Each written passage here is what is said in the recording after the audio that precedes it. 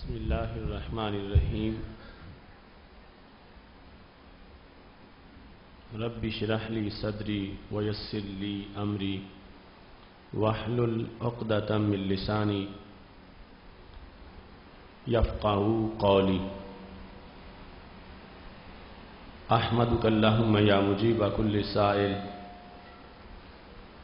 والصلاة والسلام علی من هو افضل الوسائل وعلى آلہ واصحابہ ذوی الفضائل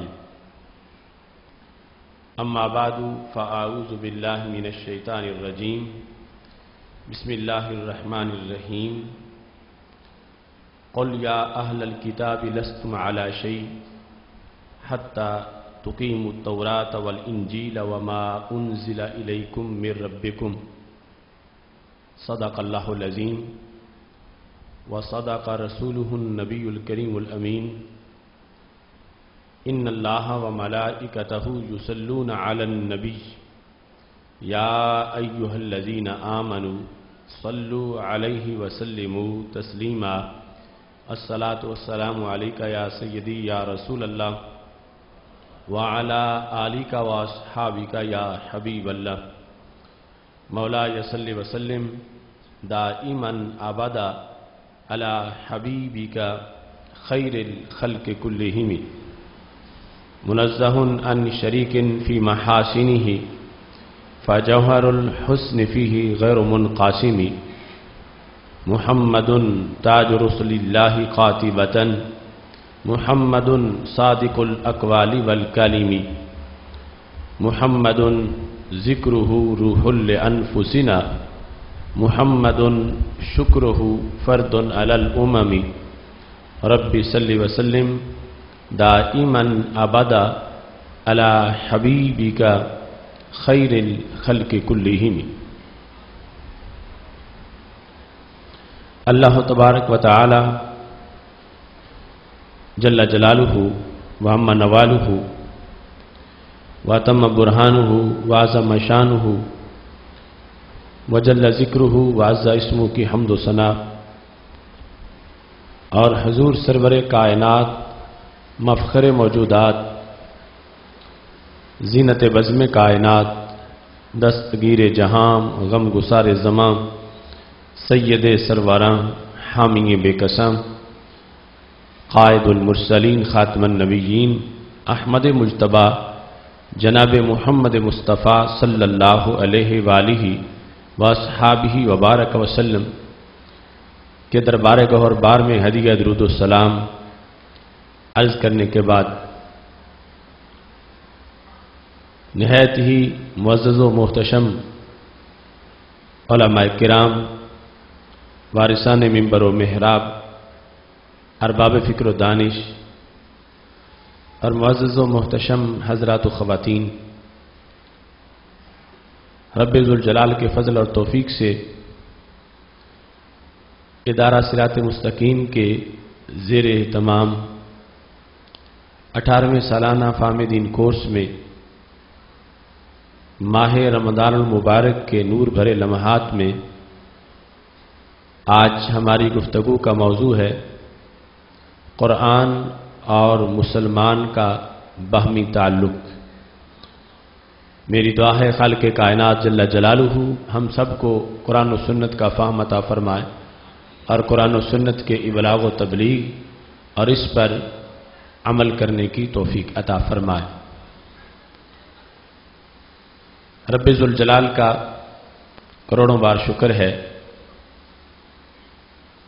کہ اس نے ہمیں قرآن مجید برہان رشید کی روشنی عطا فرمائی ہے۔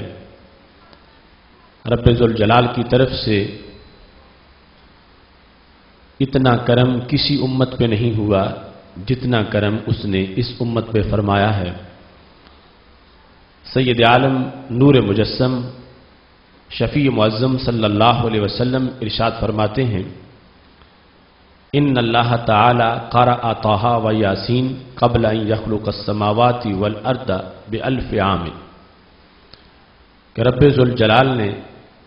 زمین و آسمان کی تخلیق سے 1000 سال پہلے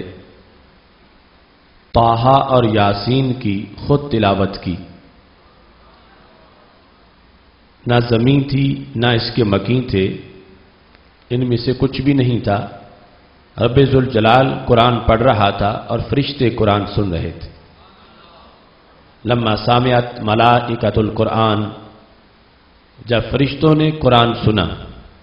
قالت، بول اٹھے، طوبیٰ لأمہ ينزل ھذا علیہا، مبارک ہو اس امت کو جنہیں یہ قرآن دیا جائے گا۔ وطوبیٰ لأجواف تحمل ھذا، مبارک ہو ان سینوں کو جو اس قرآن کے حامل بن جائیں گے۔ وطوبیٰ لألسنۃ تتکلم بھذا، مبارک ہو ان زبانوں کو جن زبانوں سے یہ قرآن پڑھا جائے گا۔ قرآن اور مسلمان کا جو باہمی تعلق ہے کتنا پرانا ہے۔ ابھی یہ زمین معرض وجود میں نہیں آئی تھی، اس وقت بھی اس تعلق کی بنیاد پر ہمیں مبارکباد دی جا رہی تھی، اور رب ذوالجلال کے دربار میں فرشتے اس تعلق کی بنیاد پر ہمیں مبارکباد دے رہے تھے، اور باہمی تعلق کی 3 نسبتیں بیان کی۔ ایک مطلقاً امت ہونے کے لحاظ سے یہ امت قرآن ہے، اور دوسرے نمبر پر جو اس قرآن مجید برہان رشید کے علوم کو حاصل کرنے کے لحاظ سے جس قدر بھی کردار ادا کرتا ہے، جس کے سینے میں اس کی جتنی صورتیں بھی اور مفاہیم محفوظ ہوتے ہیں، اور زبانوں سے جس قدر بھی تلاوت کی جاتی ہے اور اس کو بیان کیا جاتا ہے، تو فرشتے رب ذوالجلال کے دربار میں اپنی طرف سے تبریک پیش کر رہے تھے کہ مبارک ہو ان سینوں کو جن میں یہ جمع ہوگا، محفوظ ہوگا، اور مبارک ہو ان زبانوں کو جن زبانوں سے یہ قرآن پڑھا جائے گا۔ قرآن مجید برہان رشید کے ساتھ تعلق کی کئی اقسام ہیں، اور یہ کمال ہے کہ جس قدر بھی اچھا تعلق مسلمان اس کے ساتھ قائم کرتا ہے، اسی قدر رب ذوالجلال مومن کو اپنی طرف سے عظمتیں عطا فرماتا ہے۔ یہاں تک کہ قرآن مجید برہان رشید کو دیکھنا، پھر اسے پڑھنا، پھر بار بار دہرا کے حفظ کر لینا، اس کے اعراب کو سمجھنا، گرامر کو جاننا، معنی کو سمجھنا، پھر اس کی تفسیر کو جاننا، پھر اس میں اتنی مہارت حاصل کرنا کہ مسائل کا اس سے حل تلاش کرنا، اور اس کے ساتھ ساتھ جو پتہ چلے اس پہ عمل کرنا، یہ مختلف پہلو ہیں قرآن مجید کے ساتھ تعلق کے، اور رب ذوالجلال نے اس تعلق کو اتنا دوام عطا فرمایا ہے کہ اگر کوئی پابندی کرتا ہے اور آخری سانس تک اس تعلق کو نبھاتا ہے تو میدان محشر میں بھی یہ تعلق اپنا رنگ دکھائے گا۔ اور سید عالم نور مجسم شفیع معظم صلی اللہ علیہ وسلم ارشاد فرماتے ہیں، یقال لصاحب القرآن اقرأ ورتقِ ورتل کما کنت ترتل فی الدنیا، صاحب قرآن کو کہا جائے گا کہ پڑھتے جاؤ اور اوپر چڑھتے جاؤ، اور ایسے ترتیل سے پڑھو جس طرح کہ تم دنیا میں ترتیل سے پڑھا کرتے تھے۔ فَإِنَّ مَنزِلَكَ عِندَ آخِرِ آیَةٍ تَقْرَؤُهَا، کہ جنت میں جہاں تمہاری زبان سے آخری آیت پڑھی جائے گی اور اس کا اختتام ہوگا، اتنی بلندی پہ تمہارا مقام ہوگا۔ قرآن مجید برہان رشید پہ مختلف پہلوؤں کے ساتھ تعلق کے لحاظ سے سید عالم نور مجسم شفیع معظم صلی اللہ علیہ وسلم کی طرف سے جو تشریحات اس امت کو عطا کی گئی ہیں، اس میں قرآن مجید کی طرف دیکھنا جہاں قرآن مجید لکھا ہوا ہے، یہ بھی ایک عظمت کا سلسلہ ہے۔ ہمارے آقا صلی اللہ علیہ وسلم ارشاد فرماتے ہیں آتو اعینکم حظھا من العبادہ۔ صحابہ کرام علیہم رضوان سے کہا اپنی آنکھوں کو عبادت کا حصہ دیا کرو، باقی اعضاء سے عبادت کرتے ہو تو آنکھوں سے بھی عبادت کرو۔ تو صحابہ کرام علیہم رضوان نے پوچھا یا رسول اللہ صلی اللہ علیہ وسلم آنکھوں کی بندگی کون سی ہے؟ تو ہمارے آقا علیہ الصلوۃ والسلام نے فرمایا النظر فی المصحف، جہاں قرآن مجید لکھا ہوا ہے مصحف کو دیکھنا یہ آنکھوں کی بندگی ہے، اور اس میں تدبر کرنا اس کو بندگی قرار دیا ہے۔ اب ابھی دیکھتے ہی یہ سلسلہ نکت و نور کا شروع ہو گیا کہ دیکھنے سے ہی انسان کو عظمت ملی، اور جہاں قرآن مجید برہان رشید لکھا ہوتا ہے اس مقام کا پھر ادب اور احترام ہوتا ہے۔ ایسے ہی جس سینے میں ہو اس سینے کا ادب و احترام ہے، اور پھر جہاں یہ قرآن مجید برہان رشید جلوہ گر ہو جاتا ہے وہاں اس مقام کا حامل جو ہے اس کو بھی اس کے تمام پہلو جو ہیں ان کو پیش نظر رکھنا ہوتا ہے۔ سید عالم نور مجسم شفیع معظم صلی اللہ علیہ وسلم صحابہ کرام علیہم رضوان کو جس وقت یہ حکم فرما رہے تھے کہ اپنی آنکھوں کو عبادت کا حصہ دیا کرو، ظاہر ہے کہ صحابہ کرام علیہم رضوان سے بڑھ کے آنکھوں کی بندگی کون کرتا ہوگا، جن کی ہر صبح عید ہوتی تھی اور جنہیں روزانہ اپنے محبوب کی دید ہوتی تھی، اور جو اپنی آنکھوں کے کٹورے ان کے حسن کے سمندر سے بھرتے رہتے تھے، وہ ہر وقت آنکھوں کی عبادت کر رہے تھے۔ اصل میں یہ پیغام ہمارے لیے بھیجا جا رہا تھا کہ جو نہیں دیکھ سکیں گے قیامت تک قرآن مجید کو اس نیت سے پڑھیں اور اس انداز سے اس کی طرف متوجہ ہوں کہ یہ سید عالم نور مجسم شفیع معظم صلی اللہ علیہ وسلم کی طرف سے ایک دیا ہوا تحفہ ہے،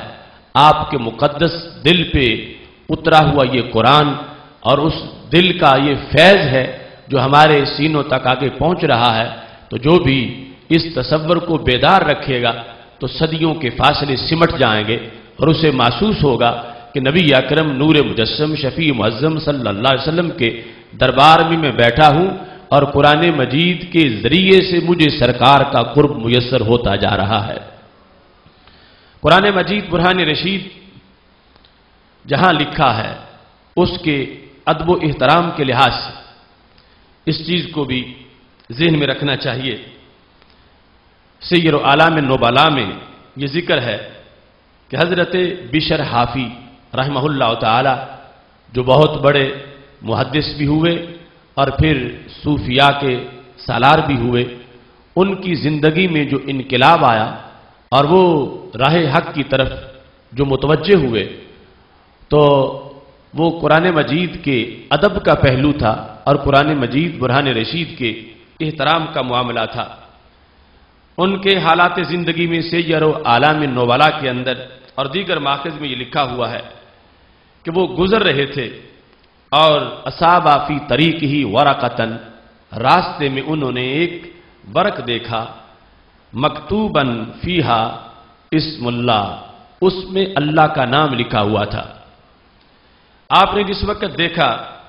حالانکہ اس وقت کوئی دینی اطوار اور افکار نہیں تھے، لیکن آخر اللہ کے نام سے پیار بڑا تھا، دیکھا وطأت الاقدام کہ لوگ قدموں کے نیچے بے خبری میں اس برق کو پامال کر رہے ہیں، تو آپ نے رفعہا، اس کو اٹھا لیا، جھاڑا، وطیبہا، اور اس کو خوشبو لگائی، وجعلہا فی شق حائط، اور اس کو ایک دیوار کے اندر رکھ دیا، جو دیوار میں سوراخ تھا وہاں پر اس ورق کو رکھا جس میں قرآن مجید برہان رشید کے چند کلمات لکھے ہوئے تھے۔ اس کے بعد جب وہ سوئے تو خواب میں کانا قائلن، کوئی کہنے والا کہہ رہا تھا، یا بشر طیبت اسمی لأطیبک فی الدنیا والآخرہ، کہ کہ تم نے میرے نام کو خوشبو لگائی ہے، میں تجھے دنیا اور آخرت میں خوشبو عطا فرماؤں گا۔ تو اس بنیاد پر وہ جس وقت بیدار ہوئے تو انہوں نے پکی توبہ کر لی اور راہ حق کی طرف متوجہ ہوئے۔ پھر محدث بھی تھے، بہت بڑے صوفی بھی تھے، بلکہ صوفیاء کے سالار قرار پائے۔ تو یہ قرآن مجید برہان رشید کے ساتھ تعلق اور نسبت کا فیض ہے کہ جس وقت تھوڑا بھی کوئی اس کی طرف متوجہ ہوتا ہے، اس کے بعد اس پر رب ذوالجلال کی طرف سے رحمتوں کا نزول ہوتا ہے۔ اب اس کے بعد اس وقت جہاں قرآن مجید لکھا ہے، انسان اس کو پڑھتا ہے۔ پڑھنے میں پھر دو صورتیں ہیں، یا تو پھر ماہر بن جاتا ہے، اور یا یہ ہے کہ کوشش کر رہا ہے اگرچہ ماہر نہیں بن سکا۔ تو نبی اکرم نور مجسم شفیع معظم صلی اللہ علیہ وسلم ارشاد فرماتے ہیں کہ جو ماہر بالقرآن ہے وہ نوازا گیا، ما سافرات الکرام البررہ، اس کو قیامت کے دن بڑے بڑے سردار فرشتوں کے ساتھ سیٹ ملے گی۔ والذی یقرأ القرآن ویتتعتع فیہ وہو علیہ شاق لہ اجران۔ جو شخص ماہر بالقرآن نہیں بن سکا لیکن اسے پیار ہے قرآن سے، پھر بھی کوشش کرتا ہے، پڑھتا ہے، اگرچہ اس کی زبان اٹک جاتی ہے اور لفظوں کی صحیح ادائیگی نہیں ہوتی، لیکن پھر بھی اسے یہ عشق ہے کہ مجھے قرآن آنا چاہیے اور میں قرآن مجید کے الفاظ پڑھوں، اور اس سلسلہ میں وہ پھر بھی کوشش کرتا ہے، تو ہمارے آقا صلی اللہ علیہ وسلم ارشاد فرماتے ہیں لہو اجران، اللہ نے اس کے لیے 2 اجر رکھے ہوئے ہیں۔ جو ماہر بالقرآن بنا وہ ویسے نوازا گیا، اور جو کوشش کرتا ہے اگرچہ زبان اس کی اطاعت نہیں کرتی،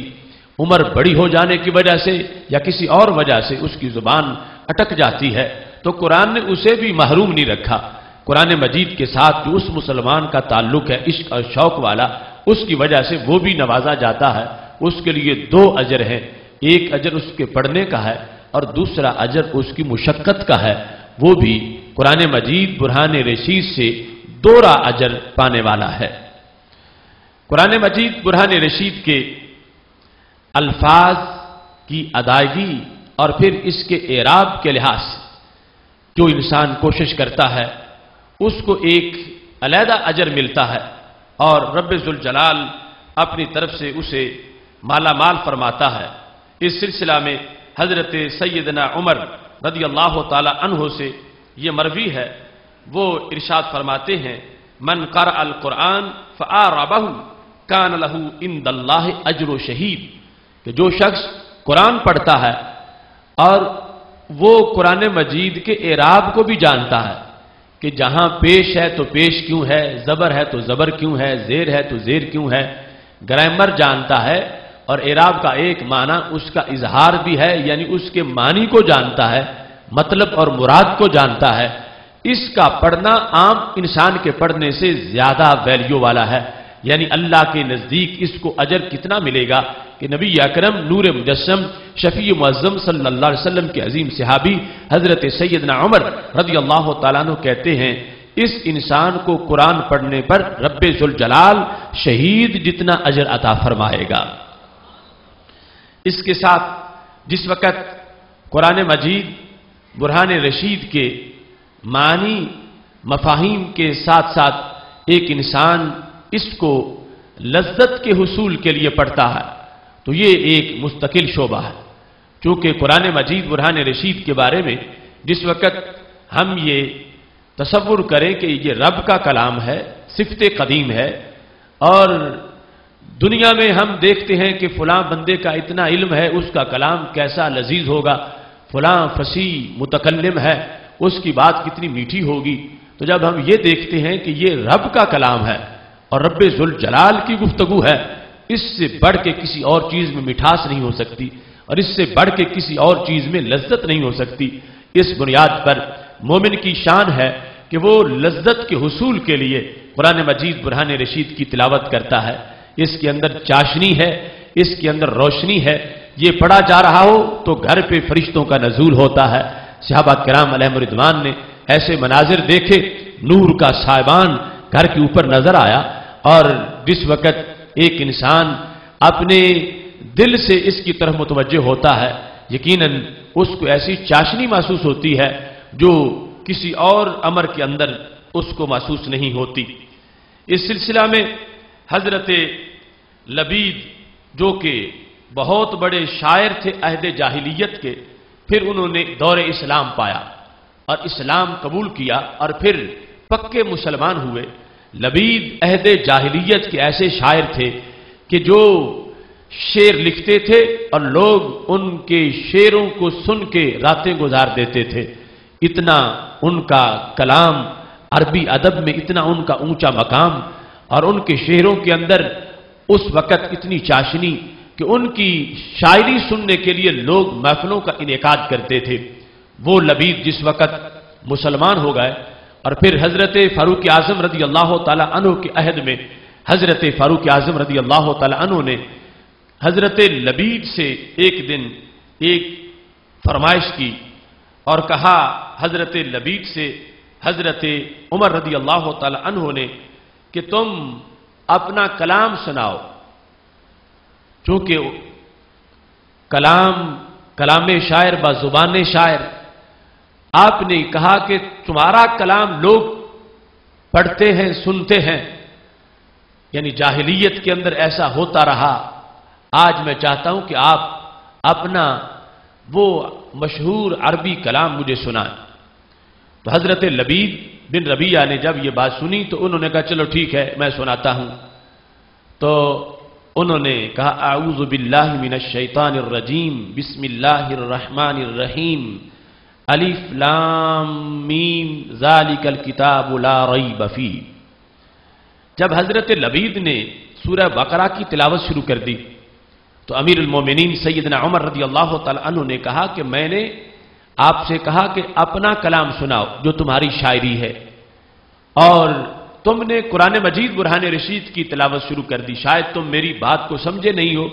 میں تم سے یہ کہہ رہا ہوں کہ تم اپنا کلام مجھے سناؤ۔ جب یہ حضرت عمر رضی اللہ تعالی عنہ نے کہا انما سألتک عن شعرک، میں نے تو تم سے تمہارے شعر کے بارے میں کہا کہ وہ اپنے اشعار سناؤ، تو حضرت لبید کہنے لگے ما کنت لاقول بیتا من الشعر بعد اذ علمنی اللہ البقرۃ وآل عمران۔ عمر جب سے سورہ بقرہ پڑھ لی ہے اور جب سے آل عمران کا حافظ ہو گیا ہوں مجھے ساری شاعری بھول گئی ہے۔ اب میں نے لذت کے حصول کے لیے جب بھی مجھے لذت کی تلاش ہوتی ہے تو میں آل عمران پڑھتا ہوں، میں سورہ بقرہ پڑھتا ہوں۔ دنیا میرے کلام میں لذتیں ڈھونڈتی رہی جاہلیت کے اندر، لیکن مجھے پتا چلا کہ رب کے کلام میں اصل لذت ہے۔ اس واسطے میں نے جب سے اسلام قبول کیا ہے میں نے وہ اپنے شعر چھوڑ دیے ہیں، اب میں لذت کے حصول کے لیے یہی قرآن پڑھتا ہوں۔ حضرت سیدنا عمر رضی اللہ تعالیٰ عنہ نے جب یہ بات سنی تو بڑے خوش ہوئے، اور آپ نے ان کا وظیفہ جو پہلے بیت المال میں 2000 تھا 500 کا اضافہ فرما دیا کہ آپ نے مجھے جواب بڑا اچھا دیا، اور یہی میں کہلوانا چاہتا تھا کہ قیامت تک جو چاہیں کہ ہماری وحشت ختم ہو، طبیعت خوش ہو جائے اور مزاج جو ہے اس میں نکھار آ جائے، قیامت تک کے لیے اس قرآن کے اندر لذت موجود ہے۔ لوگ آج ڈائجسٹ پڑھتے ہیں، ناول پڑھتے ہیں، فلمیں دیکھتے ہیں لذت کے حصول کے لیے، تو حضرت لبید نے کہا جن کے گھر رب کا قرآن ہو انہیں لذت قرآن سے حاصل کرنی چاہیے۔ جو مسلمان ہے اس کو لذت کے حصول کے لیے کہیں اور نہیں جانا چاہیے۔ یہ اللہ کا اتنا میٹھا کلام ہے کہ جس وقت انسان اس کو پڑھتا ہے ساری تلخیاں دور ہو جاتی ہیں۔ اس واسطے قرآن مجید برہان رشید کے ان فیوز و برکات کے لحاظ سے اور اس مٹھاس کے لحاظ سے بغداد شریف قیام کے دوران وہاں ایک اجتماع میں جب قرآن مجید برہان رشید کی ان لذتوں کا ذکر ہو رہا تھا تو میں نے ان امور کو اپنے ان اشعار میں بیان کیا۔ کانوں کو صوتے قرآن کی دھن کا بنا غلام، الفاظ کے استار سے معنی کو فاش کر، چھوڑ دے قصے قصیدے ربائیاں، قرآن سے طریقے محبت تلاش کر۔ یہ قرآن مجید برہان رشید کا فیض ہے کہ آج بھی جس وقت ایک انسان اجنبیت محسوس کر رہا ہو، پردیسی محسوس کر رہا ہو، وحشت یا ڈر محسوس کر رہا ہو، تلخی یا اپنے لیے کسی غم کو محسوس کر رہا ہو، وہ یہ قرآن پڑھنا شروع کر دے، ہر وحشت دور ہو جاتی ہے اور اس کو سرور اور اللہ کی طرف سے نور میسر آتا ہے۔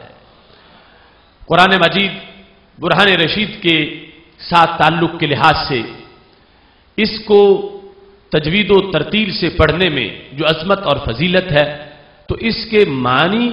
کے جاننے کے لحاظ سے رب ذوالجلال کی طرف سے انسان کو بہت سی رحمتیں حاصل ہوتی ہیں۔ اس سلسلہ میں ہمارے اسلاف نے جو محنتیں کی اور امت مسلمہ نے اتنی صدیوں کے اندر جو کام کیا، وہ کام ایک اس امت کے بنیادی اور اہم کاموں میں سے ہے۔ سید عالم نور مجسم شفیع معظم صلی اللہ علیہ وسلم سے صحابہ کرام علیہم رضوان نے پڑھا، اور صحابہ کرام علیہم رضوان سے آگے تابعین اور تبع تابعین تک اور پھر بعد والے مسلمانوں تک اس قرآن مجید برہان رشید کے علوم کے لحاظ سے جو محنت اور کاوش ہوئی اور جو سلسلہ چلتا رہا، یہ بھی اس امت کی شان ہے، اور پہلی امتوں میں کہیں ایسی محنت اور ایسا شوق نظر نہیں آتا۔ یہی وجہ ہے کہ وہ بہت جلد اپنی کتابوں سے فارغ ہو گئے، وہاں پر وہ بیوپاری قسم کے لوگ آیتوں کی تجارت کر بیٹھے اور آیات کو بیچنے اور خریدنے کا دھندا ہوا، اور بالآخر وہ اپنے کلام کی حقانیت اور صداقت سے محروم ہو گئے اور تحریف کے دلدل کے اندر پھنس گئے۔ لیکن اس امت کی امانت، دیانت، ذہانت کا یہ کردار ہے کہ اتنی صدیوں کے گزر جانے کے باوجود آج بھی قرآن کی زبر سے کوئی زیر اور زیر سے زبر نہیں کر سکتا،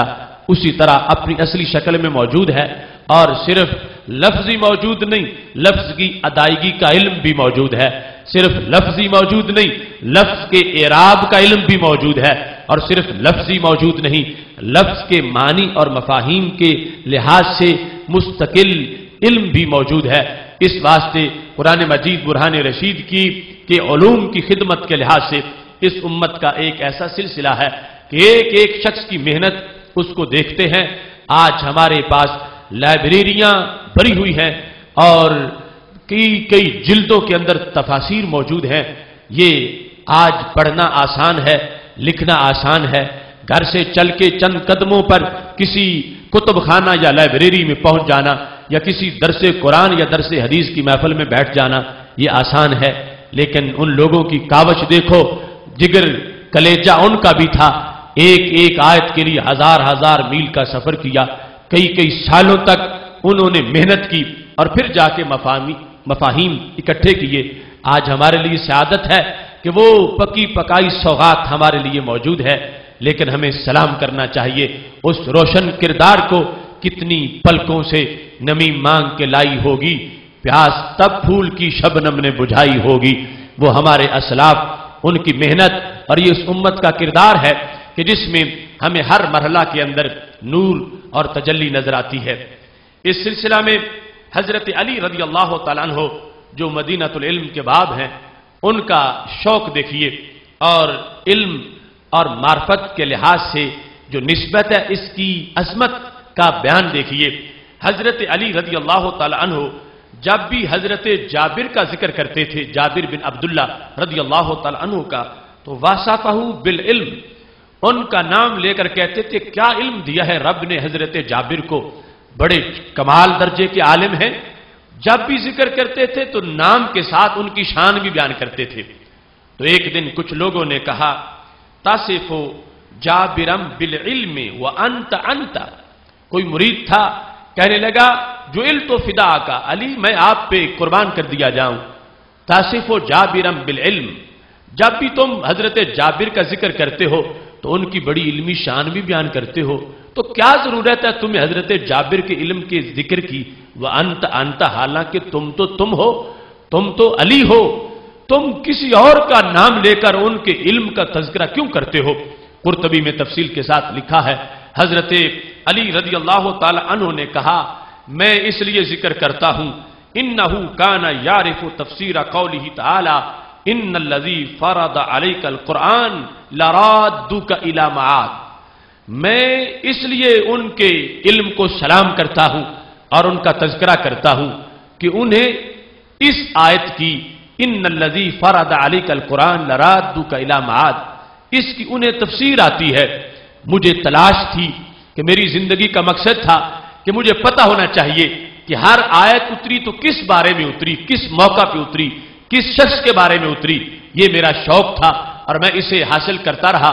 اس آیت کے بارے میں مجھے کوئی بتانے والا نہیں تھا۔ نبی اکرم نور مجسم شفیع معظم صلی اللہ علیہ وسلم کا وصال ہو چکا تھا، تو مجھے جس شخص نے ان الذی فرض علیک القرآن اس آیت کی تفسیر بتائی وہ حضرت جابر رضی اللہ تعالیٰ عنہ ہے۔ تو میں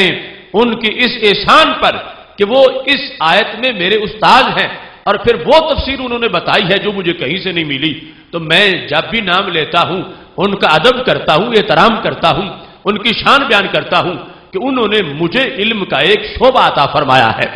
اب دیکھو سیدنا علی رضی اللہ تعالیٰ عنہ،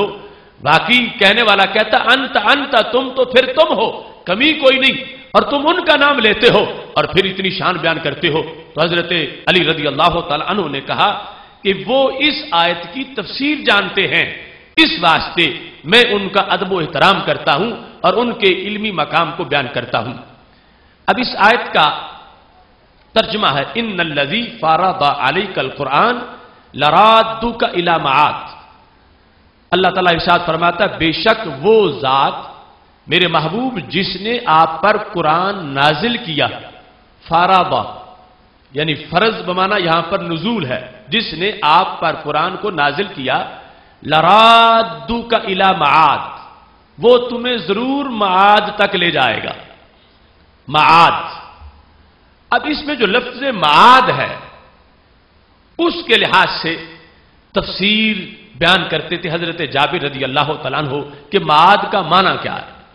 معاد سے مراد کیا ہے، معنی ہے لوٹنے کی جگہ۔ تو اگر اس سے مراد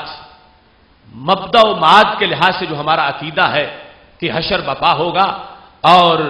انسان اٹھیں گے اور یہ معاد ہے، تو پھر اس میں ہمارے نبی علیہ الصلوۃ والسلام کی کیا خصوصیت؟ یہ معاد تو سب کا ہی ہوگا، قیامت کے دن سب نکلیں گے قبروں سے، تو معاد کا جو معنی ہے اس کے لحاظ سے تو ہر انسان قیامت کے دن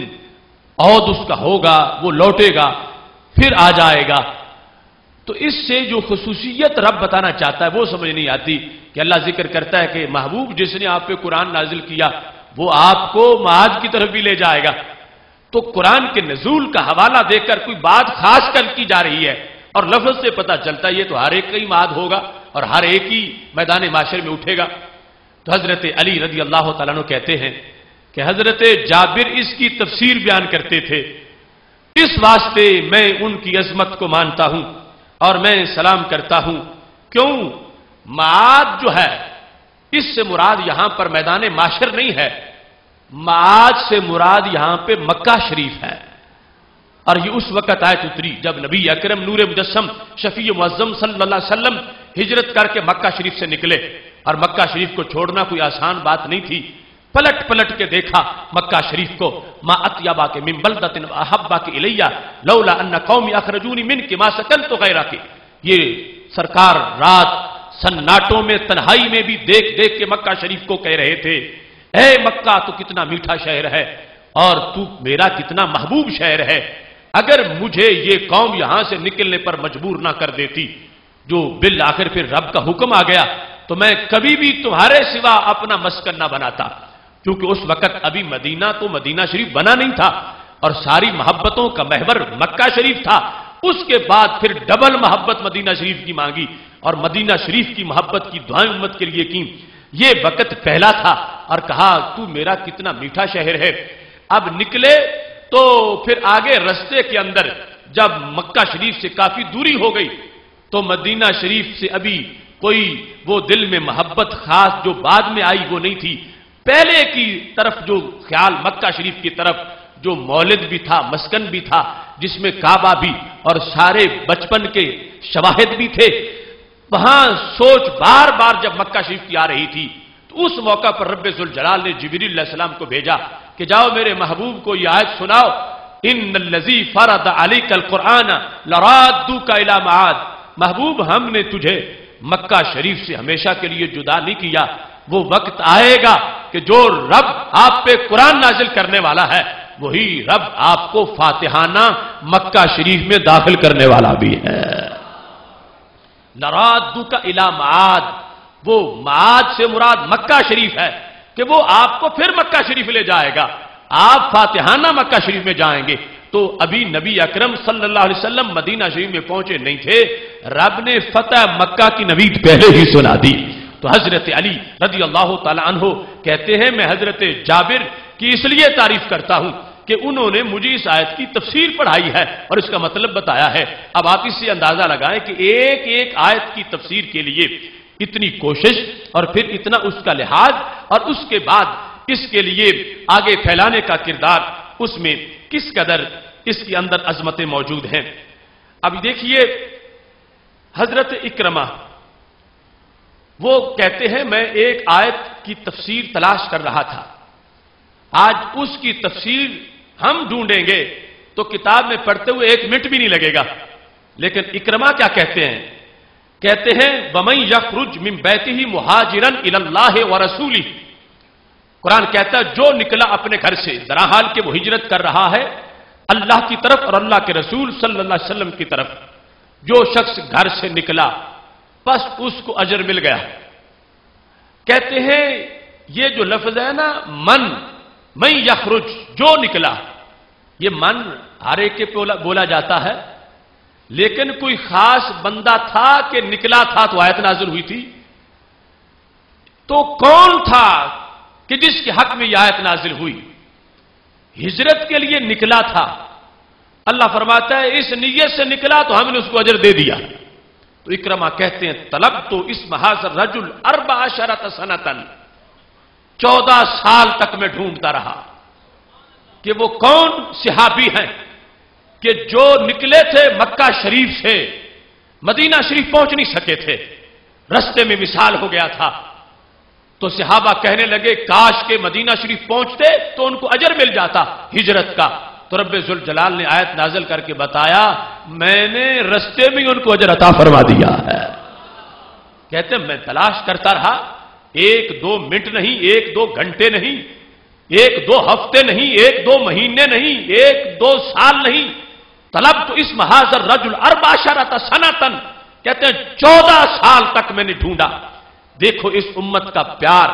इश्क कुरान के साथ, सहाबा के बाद ताबीन में भी कितना जज्बा है। इक्रमा उसके, और फिर तफसीर के लिहाज से जो इमाम है तफसीर के इक्रमा, उनके अंदर ये कितना शौक है, ये कि मुझे पता होना चाहिए कि कौन सी शख्सियत थी जो निकले थे तो ये आयत उनकी शान में आई थी। कहते हैं मैं ढूंढता रहा 14 साल लगे। तो कहते हैं हत्ता वजदतहु, यहां तक कि मैंने मतलब पा लिया।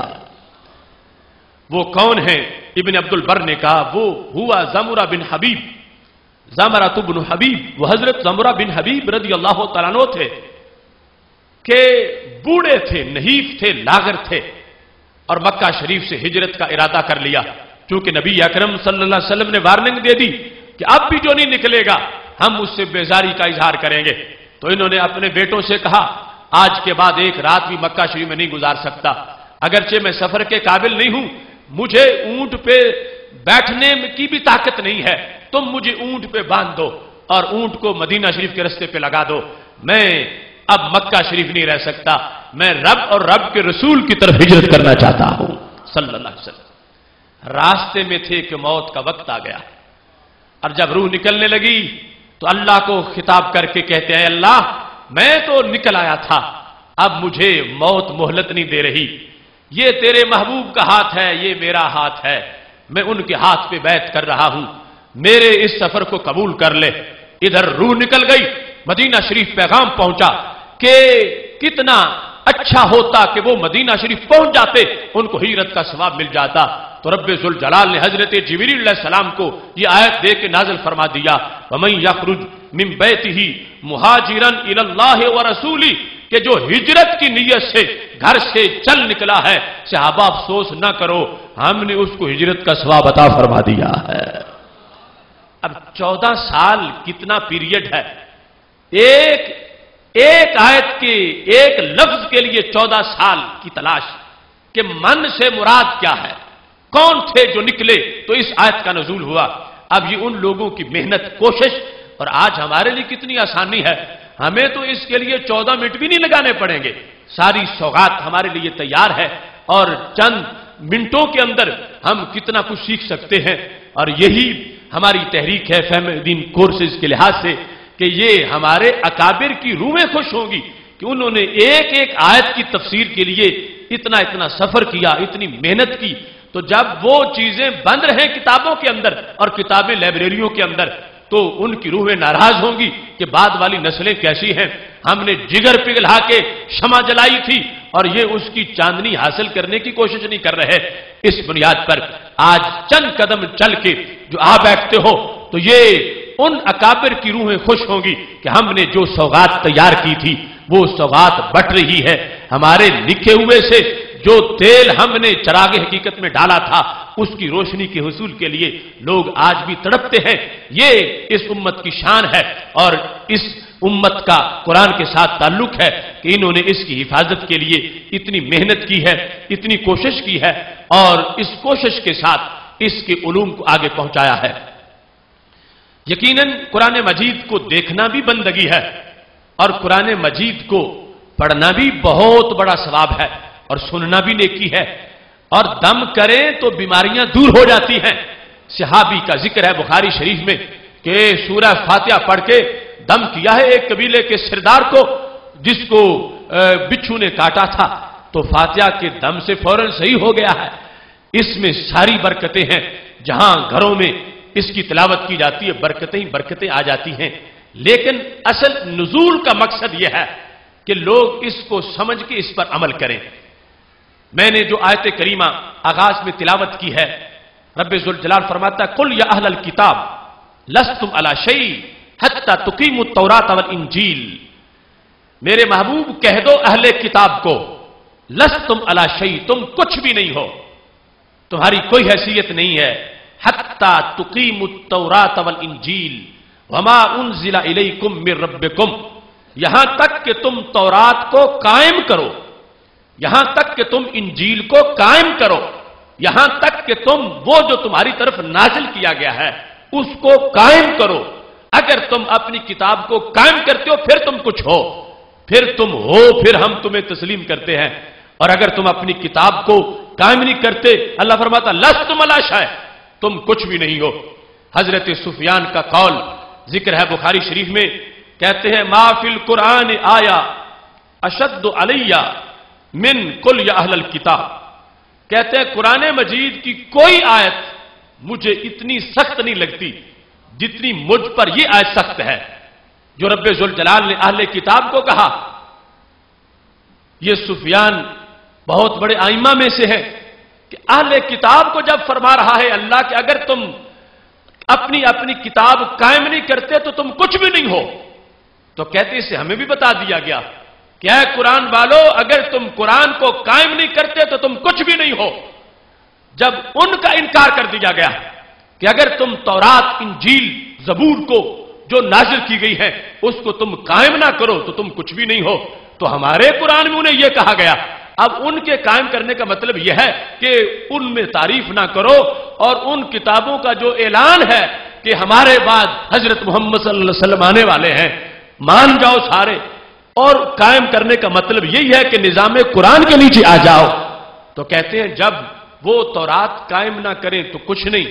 انجیل قائم نہ کریں تو کچھ نہیں، تو ہم اگر قرآن کا نظام قائم نہ کر سکے تو ہم کیسے کچھ بن سکتے ہیں؟ اس واسطے کہتے ہیں یہ شدید ہمارے لیے زجر و توبیخ ہے کہ قرآن مجید برہان رشید کی تلاوت ثواب، اس کا دیکھنا اس کو ثواب، اس کو سننا ثواب، اس کو پڑھ کے دم کرنے میں برکت، لیکن یہ اتارا کس کے لیے گیا ہے کہ یہ بند ہونے نہیں آیا، یہ تو لوگوں کو پابند کرنے آیا ہے۔ یہ نظام ہے، یہ قانون ہے، اور قانون کا تقاضا ہوتا ہے اسے مانا جائے، دستور اور ضابطے کا تقاضا ہوتا ہے اس کو تسلیم کیا جائے۔ وہ سارے شعبے قرآن مجید کی برکتوں والے اپنی جگہ، لیکن یہ تو قانون کی کتاب ہے۔ اس سے پوچھو کہ ہم نے फैसला कचहरी में कैसा करना है, इससे पूछो कि हमने थाने का निजाम कैसे चलाना है, इससे पूछो कि कुरान तू हमारे निजाम की किताब है, हमने खेत में काश्तकारी कैसे करनी है और हमने दुकान में बाजार में दुकानदारी कैसे करनी है, ये तो सारा निजाम लेके आया है। तो हज़रत सुफियान कहने लगे अगर हम इसके निजाम को कायम नहीं करते तो कहीं माशर में यह कहना दिया जाए कि तुम कुछ नहीं हो इस वास्ते कि तुमने कुरान को कायम नहीं किया। तो एक है कुरान का कारी होना, कुरान की तिलावत करना, और एक है कुरान को कायम करने वाला होना। तो कायम करने का हमसे तकाजा है पहली सारी चीजों के हमरा। तो इस वास्ते ये जो शोबाजात जिनका मैं पहले जिक्र करता आ रहा हूं, ये तो इस बड़े मकसद तक ले जाने वाली गाड़ी है और बड़े मकसद तक पहुंचने का एक जरिया और एक आला है। असल यह है कि इसको समझा जाए और फिर समझ के उसके मुताबिक अमल किया जाए। सिर्फ समझे बगैर भी पढ़ने में सवाब तो मिलता है, लेकिन तकाजा है कि आखिर अल्लाह का कलाम है और उसने हमारे भले के लिए इसको नाजिल फरमाया है, इसका मुताला होना चाहिए, इसके बारे में पता होना चाहिए कि रब्बे जुल जलाल क्या फरमाता है और उसका इस कुरान के अंदर तकाजा क्या है और उसके आयात का मतलब और मफहूम क्या है। इस सिलसिला में सैयद आलम नूर मुजस्सम शफी मुअज्जम सल्लल्लाहु अलैहि वसल्लम ने बार बार अपनी उम्मत को मुतवज्जे किया और हजरत अयास बिन मुआविया कहते हैं मसलुल लज़ीना यक़रऊनल कुरान वहुम ला यअलमून तफ़सीरहु, उन लोगों की मिसाल जो कुरान के कारी तो हैं मगर तफसीर नहीं जानते, कुरान के हाफिज तो हैं मगर तफसीर नहीं जानते, नाजरा कुरान तो पढ़ते हैं मगर तफसीर नहीं जानते। हमारे लिए तो अब नाजरा भी मुश्किल होता जा रहा है कि औलादों को लोग ABC में लगा देते हैं और जो जन्नत की बोली है उसका पता ही नहीं होता, जिससे कल कब्र में दिया रोशन होना है उसका पता ही नहीं होता।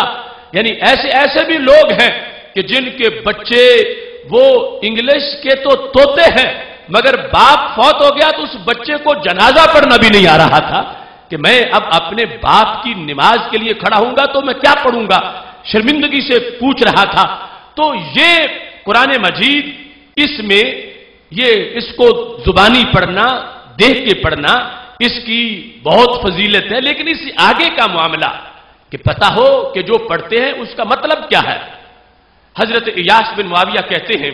मसलुल लज़ीना यक़रऊनल कुरान, उन लोगों की मिसाल जो कुरान पढ़ते हैं लेकिन तफसीर नहीं जानते, कमासल कौमिन जाअहुम किताबुम मिन मालिकिहिम लैला, ऐसे है जैसे किसी कौम के पास रात के वक़्त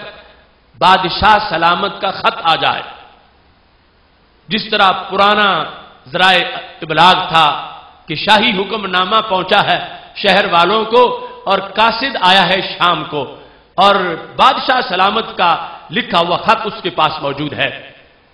वलैसा इंदहुम मिस्बाह, शहर ऐसा है कि वहां पर कोई चिराग नहीं है, अंधेरा ही अंधेरा है,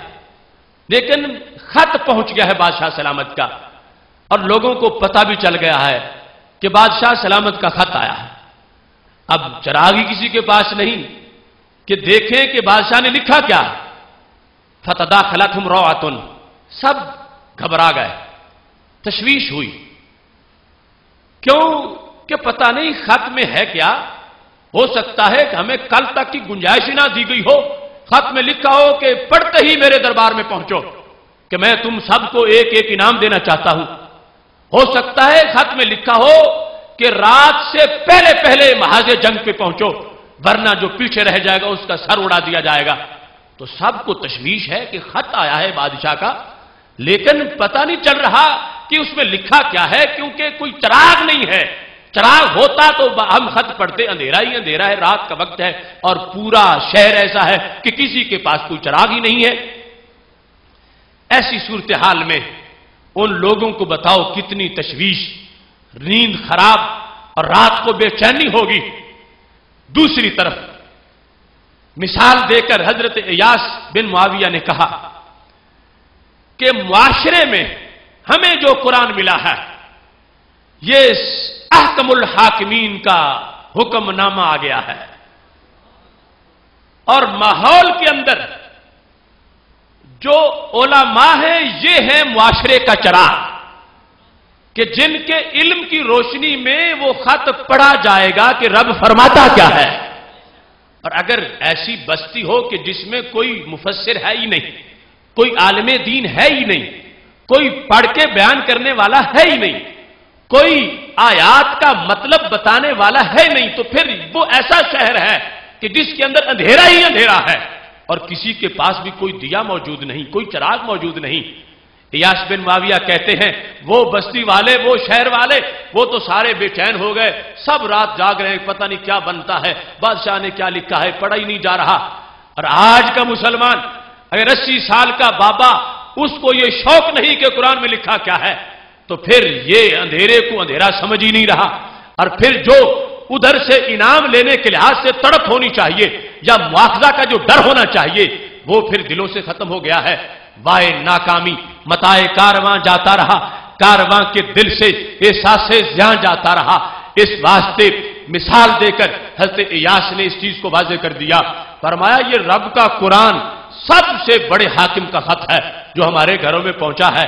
اب پڑھنا چاہیے کہ اس نے فرمایا کیا ہے. وہ ہمیں دن کے وقت کہاں بھیجنا چاہتا ہے، رات کے وقت کہاں بھیجنا چاہتا ہے، ہمیں شوال میں کہاں لے جانا چاہتا ہے، رمضان میں کیا کروانا چاہتا ہے، اس کا حکم کیا ہے کہ ہم جمعے کے دن کیا کریں، ہم اس کے علاوہ وقت کیسے گزاریں. یہ تڑپ ہونی چاہیے کہ چھوٹے سے بادشاہ کے آرڈر پر خط پر تو شوق ہو، اور جو بادشاہوں کا بادشاہ ہے اس کے خط پر کوئی شوقی نہ ہو، تو یہ تو مردہ دلی کی بات ہوگی. اب اگر شوق ہے تو پھر ہر بندہ تلاش کرے گا کہ مجھے کوئی روشنی ملے تاکہ میں خود پڑھوں یا کسی سے پڑھوا لوں. یہ ہے وقت کا عالم، یہ ہے تمہارے محلے کا قرآن جاننے والا خطیب، یہ ہے کسی شہر کا وہ انسان جس کو علوم قرآن میں مہارت ہے، جو قرآن مجید کے مطالب کو، تفسیر کو بیان کر سکتا ہے. اپنے لیے عافیت جانو اس وقت کو کہ ابھی تمہیں قرآن بتانے والے، پڑھانے والے، تفسیر سکھانے والے مل جاتے ہیں. اور اگر ایسا نہ ہوا اور یہ لوگ ختم ہو گئے اور آگے اپنی نسلوں کو آپ نے تیار نہ کیا تو پھر معاذ اللہ اس بستی والی صورتحال ہوگی کہ بادشاہ کا خط تو پہنچا ہے مگر رات اندھیری ہے، چراغ کسی کے پاس نہیں. اب کون بتائے کہ بادشاہ نے لکھا کیا ہے. اس واسطے فہم دین کورس اسی خط کو پڑھنے کا ایک پروگرام ہے اور اس خط کو سمجھانے کا ایک پروگرام ہے. اور یہ اصل جو ملت کے اساسی مقاصد ہیں ان میں سے کہ سید عالم نور مجسم شفیع معظم صلی اللہ علیہ وسلم کو رب ذوالجلال نے کہا انزلنا الیک ذکر لتبین للناس ما نزل الیہم، محبوب ہم نے آپ پر ذکر کو نازل کیا لتبین للناس تاکہ آپ بیان کر دیں لوگوں کو ما نزل الیہم کہ ان کی طرف کیا اتارا گیا ہے. تو پتہ چلا الفاظ قرآن اور ہیں، بیان قرآن اور ہے. تو جب وہ جن کی بولی میں اترا اور جن کے گھر اترا، جن کے ماحول میں اترا، جن کے سامنے اترا، ان کو بھی بیان کی ضرورت ہے. ہم تو ہیں ہی اجمی، ہماری تو وہ بولی نہیں ہے اور درمیان میں اتنا گیپ ہے، اور ہمیں جس چہرے کو دیکھتے ہی قرآن سمجھ آ جاتا ہے وہ چہرہ دیکھنا بھی میسر نہیں آیا اور دور صحابہ نہیں پایا اور نبی اکرم نور مجسم شفیع معظم صلی اللہ علیہ وسلم کی صحبت میسر نہیں آئی. لیکن یہ قرآن ہمارے لیے سہارا ہے کہ آج بھی اس کی طرف متوجہ ہوتے ہیں تو یہ محروم نہیں رکھتا، یہ مالا مال کرتا ہے. سید عالم نور مجسم شفیع معظم صلی اللہ علیہ وسلم نے امت کو یہ شوق بخشا، صحابہ کرام علیہم الرضوان نے کردار ادا کیا اور آگے چلتے چلتے معاملہ یہاں تک پہنچا. آج بھی وہ قرآن اصلی شکل میں ہمارے سامنے ہے، آج بھی معنی میں لذت ہے، آج بھی اس کا وہ انداز جو رب ذوالجلال نے حضرت موسیٰ علیہ السلام سے کہا تھا مثل کتاب احمد بین الکتب کا ویائن فیہ لبن کلما مخطہ اخرجت زبدۃ حلیۃ الاولیاء میں یہ الفاظ موجود ہیں کہ رب ذوالجلال نے کہا میرے کلیم سنو، میں اپنے حبیب علیہ السلام کو وہ کتاب دوں گا جس کی مثال ایک برتن جیسی ہے، وہ برتن جو دودھ سے بھرا ہوا ہو اور وہ دودھ جو ایسا ہے کہ جسے جتنی بار بھی بلویا جائے گا مکھن نکلے گا مگر لسی نہیں بنے گا، پھر بھی دودھ ہی رہے گا اور اس کی تازگی برقرار رہے گی. وہ قرآن ہمارے پاس ہے، اس کے ساتھ جو ہمارا تعلق ہے ادب احترام سے لے کر اس کے حکم کو ماننے کے ادب تک، یہ مکمل ہمارے لیے ضابطہ حیات ہے. اس کو سامنے رکھنا، اس کی طرف پیٹھ نہ کرنا، اس کو بے وضو ہاتھ نہ لگانا، یہ آغاز ہے اور اس کے اندر عظمت ہے۔ جو بے ادبی قرآن مجید کی ویسے کرتا ہے اور بے وضو ہاتھ لگا لیتا ہے، اس کے لیے آگے اس کی حکمتیں اور اس کی عظمتیں ملنا اس کو مشکل ہو جاتا ہے۔ اس واسطے یہاں سے لے کر آگے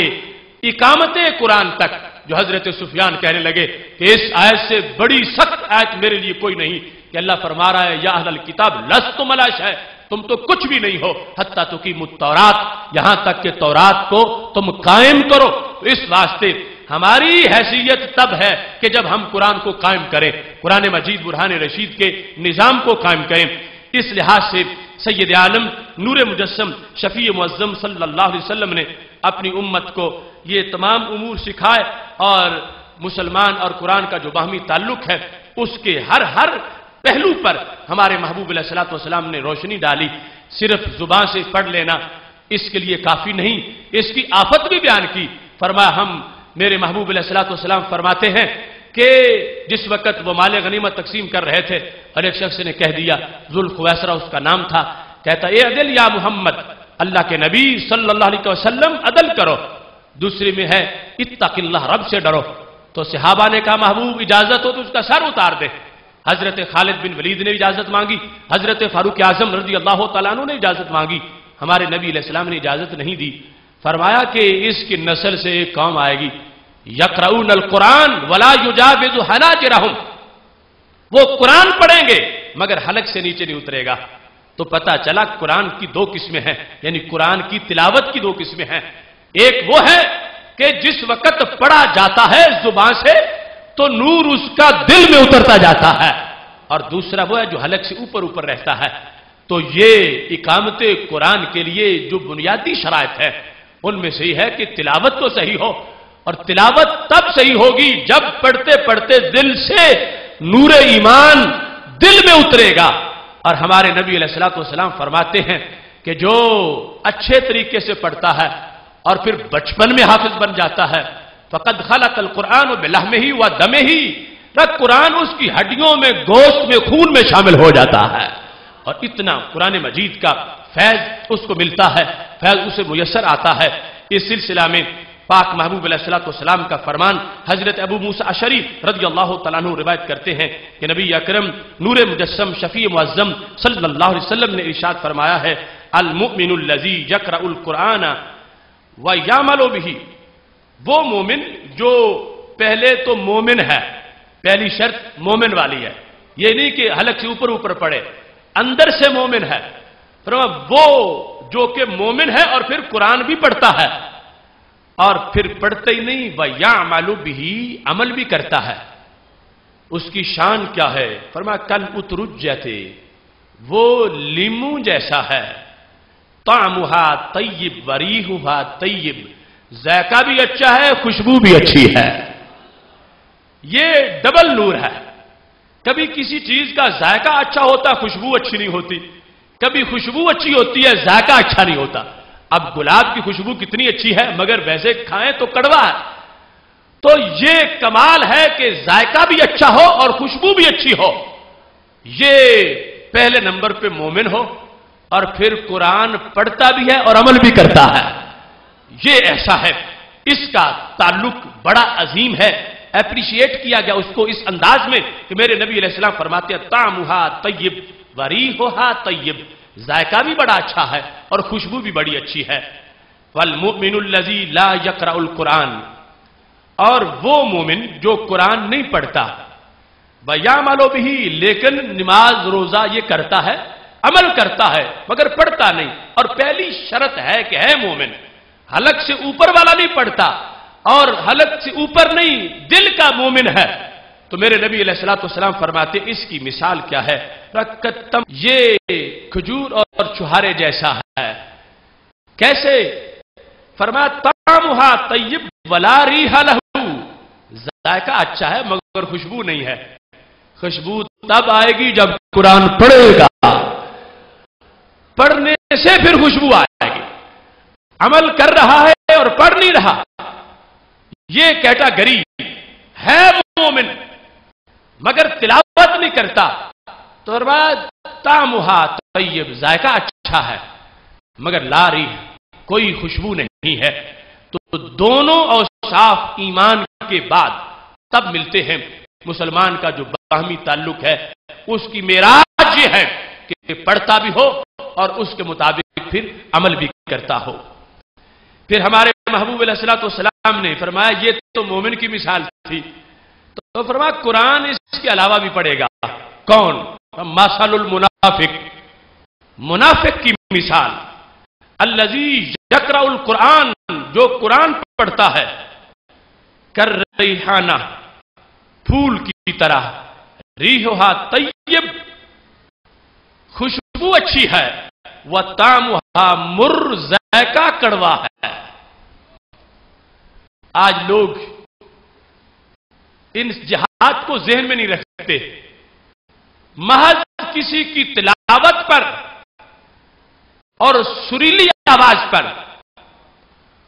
لٹو ہو جانا اور اپنے ایمان کا سودا کر دینا نہیں۔ سرکار فرماتے ہیں پہلے نمبر پہ مومن ہو اور پھر اس کے بعد تلاوت، وہ اور انداز کی ہے۔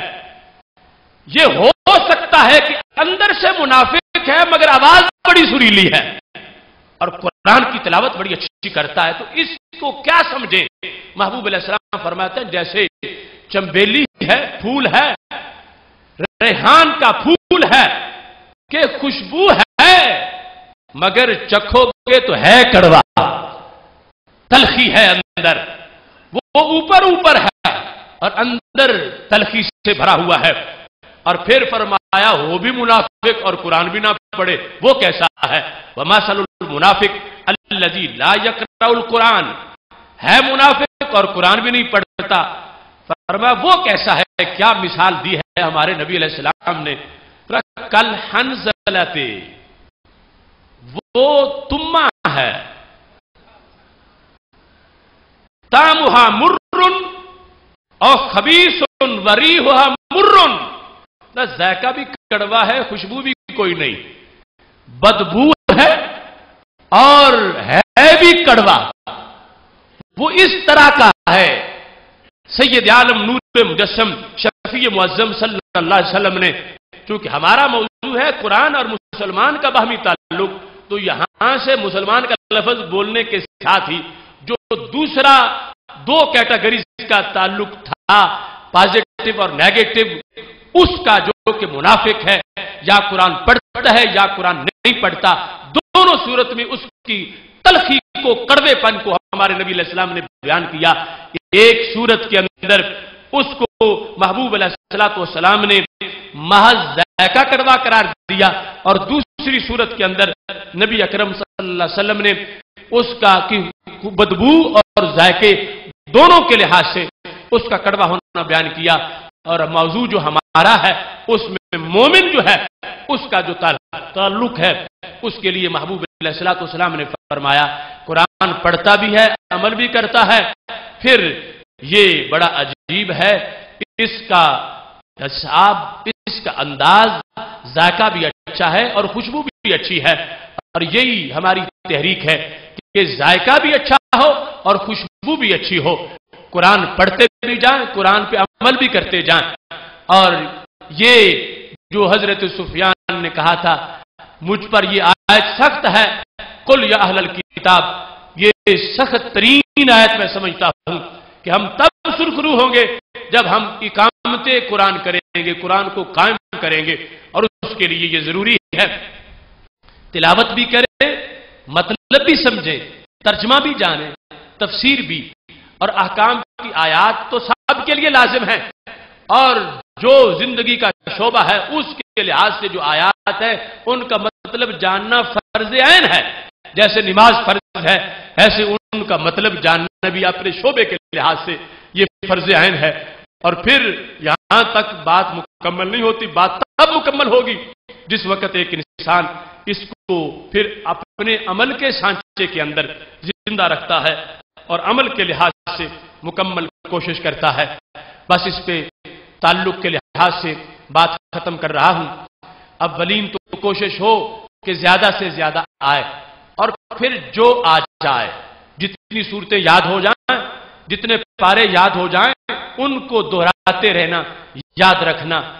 اور جتنی آیات کا ترجمہ آتا ہو، جتنی احادیث آتی ہوں،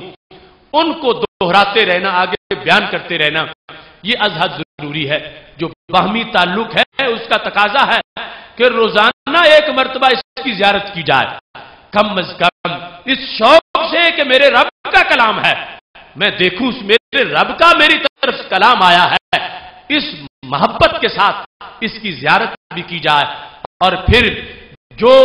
آتا ہے اس کو کسی تک پہنچایا جائے، اس سے برکت ہوتی رہے گی۔ سید عالم نور مجسم شفیع معظم صلی اللہ علیہ وسلم سے حضرت عبداللہ بن عمر رضی اللہ تعالیٰ عنہ ارشاد فرماتے ہیں روایت کرتے ہوئے، انما مثل صاحب القرآن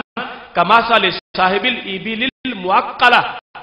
مثال کتنی خوبصورت ہر مثال ہے۔ فرمایا جو صاحب قرآن ہے، اب صاحب قرآن عالم دین بھی ہے کہ جو مفاہیم تک پہنچا ہوا ہے، صاحب قرآن حافظ و قاری بھی ہے، اور صاحب قرآن ایک معنی میں وہ بھی ہے جس کو ناظرہ آتا ہے، وہ اپنی کیٹیگری کے لحاظ سے اتنا وہ بھی صاحب قرآن ہے۔